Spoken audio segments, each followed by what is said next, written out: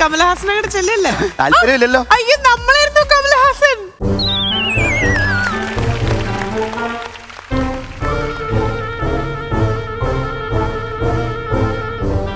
വീട്ടില് വാവാന്ന് വിളിക്കാതെ ആ പാട്ടിട്ട് കേട്ടോ. പിന്നെ ഇത് കഴിഞ്ഞിട്ട് ഒരു പ്രാവ് എടുത്ത് തരണേ കോട്ടിന്റെ അടിയിൽ നിന്ന്.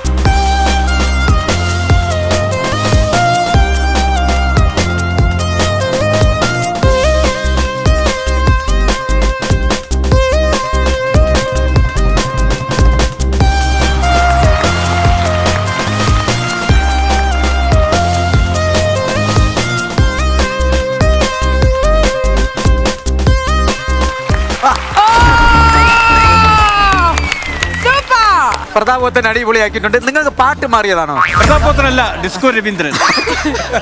ഇഷ്ടായില്ലേ? എനിക്കിഷ്ടായി. പിന്നെ ആ സോങ്ങിൽ, ഒറിജിനൽ സോങ്ങിൽ വന്നിട്ട് ഞാൻ സ്റ്റേജിന്റെ ഒരു ടേബിളിന്റെ ബാക്കിൽ ഇരിക്കുകയായിരുന്നു. ഇതിലിപ്പോ ഹീറോയിൻ കൂടെ ജോയിൻ ചെയ്തു. ഞാൻ വിചാരിച്ചു സ്റ്റാർട്ട് ചെയ്തപ്പോ ഇങ്ങനെ കറക്കിയോ പറന്നു പോകുന്നു വിചാരിച്ചു. അവിടെ ദേവി നല്ല ഗ്രേസ്ഫുൾ ആയിരുന്നു, നല്ല രസമുണ്ടായിരുന്നു. മറ്റേ ഇതൊക്കെ ഇല്ലേ, നല്ല രസമുണ്ടായിരുന്നു. ആ വേവ്സ് ഒക്കെ നല്ല സ്റ്റൈലിഷ് ആയിരുന്നു. എന്താണെന്നറിയോ, വേറൊരു കാര്യം എന്താന്ന് വെച്ച് കഴിഞ്ഞാല് ഞാൻ ഏറ്റവും ഇഷ്ടപ്പെടുന്ന ഒരു ആർട്ടിസ്റ്റാണ് കമൽ. അതുപോലെ as an actor, as A person also. ഞാനിപ്പോ വെറും ആസായി മാറിയാണ്. അതുകൊണ്ട് മാത്രം രക്ഷപ്പെട്ടു. അതുകൊണ്ട് നല്ല രസമുണ്ടായിരുന്നു. ഒരു കാര്യവും എനിക്ക് മൈനസ് പറയാനില്ല. നന്നായിരുന്നു കേട്ടോ. Thank you. എന്റെ ബിഗിനിങ് ടൈം ആയിരുന്നു സകലകലാവല്ലവൻ. മലയാളത്തിൽ നിന്നും തമിഴിലോട്ട് പോയിട്ട് 1-2 ഫിലിം കഴിഞ്ഞതിന് ശേഷം ആദ്യത്തെ 1-2 ഫിലിംസ് ഫ്ലോപ്പ് ആയിരുന്നു. അപ്പം നാച്ചുറലി ഒരു പടമെങ്കിലും ഹിറ്റ് ആവാതെ അവർ നമ്മളെ വിളിക്കില്ല. ആ സമയത്ത് വന്ന പടങ്ങളിൽ ഒന്നാണ് സകലകലാവല്ലവനും അന്തേണ ആൾക്കാർ. ഭയങ്കര ഹിറ്റുമായി. ആ സമയത്ത് നിങ്ങളുടെ ഈ ഹാറ്റും ഈ മറ്റേ കല്ല് വെച്ചുള്ള ജാക്കറ്റ് ഒക്കെ ഉണ്ടല്ലോ, എവിടെ നോക്കിയാലും അത് തന്നെയാ. ഇവരെല്ലാവരും നിൽക്കുമ്പോ രാവിലെ വന്ന് ചോദിച്ചു ആര് ചെയ്യും ഇങ്ങനെ അന്വേഷിച്ചപ്പോഴാണ് സകലകലാവല്ലവനിൽ ഒരാള് ചെയ്യാനുള്ളതെന്ന് പറഞ്ഞാണ് എന്നെ ഏൽപ്പിക്കുന്നത്. അത് എനിക്ക് തോന്നുന്നത് ഇദ്ദേഹം സകലകലാവല്ലവൻ ആയതുകൊണ്ടായിരിക്കും. ഇത് കൂടെ കഴിഞ്ഞിട്ട് നമുക്ക് പറയാം. ഓ അങ്ങനെ.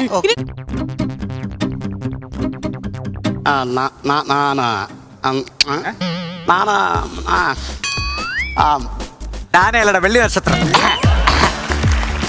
ഇതാണ് എപ്പടി ഇருக்கு നടിപ്പ്. ഭയങ്കര മടുപ്പായിരുന്നു, ഭയങ്കര മടുപ്പ്. നീ കാതലേ. നീ അവിടെ കാലനാന്നാണ് ആ കൊച്ചിന്റെ മോഭാവം കൊണ്ട് മനസ്സിലാക്കി. സത്യം. എൻ കാതൽ മന്ന நம்ம லவ் என்ன அப்பா கிட்ட தெரிஞ்சா என்ன தண்டம் குண்டம் கட்டிடுவே. ஆனா நான் நோக்கி நிக்குமா?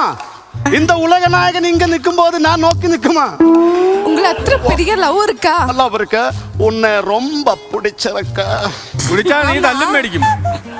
இந்த இடத்துல எந்த പെർഫോമൻസ് ചെയ്താലും ഇവർ വളർത്ത മാട്ടെ. അതെ അവൻ തന്നെ പറഞ്ഞു ഇത് മാട്ടയാണ്. നിൽക്കാനുള്ള യോഗ്യതയില്ല. ഞാൻ പോക മാട്ടെ. உங்க விட மாட்டேன். ഇല്ല വിട മാട്ടെ. അപ്പൊ മൊത്തത്തിൽ മാട്ടയാന്ന് അവര് തന്നെ പറഞ്ഞു വെച്ചിരിക്കുകയാണ്.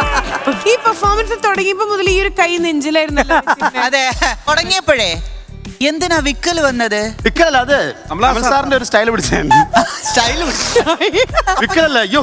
അല്ല ചേട്ടാ ഒന്നുകൂടെ കടിക്കാൻ നോക്കട്ടെ നോക്കട്ടെ. നാം ഉള്ളത് നിജം. അപ്പൊ തുടങ്ങിയില്ല നെഞ്ചുവേദന. കാതലി അൻപോട് മാടെ. കടുതമ്മോ അതോ നിന്റെ അമ്മോ എല്ലാമേ ഞങ്ങള് സത്യത്തിലേ ഡയലോഗ് കിട്ടാണ്ട് വിൽക്കാന്ന് വിചാരിച്ചു. അല്ല.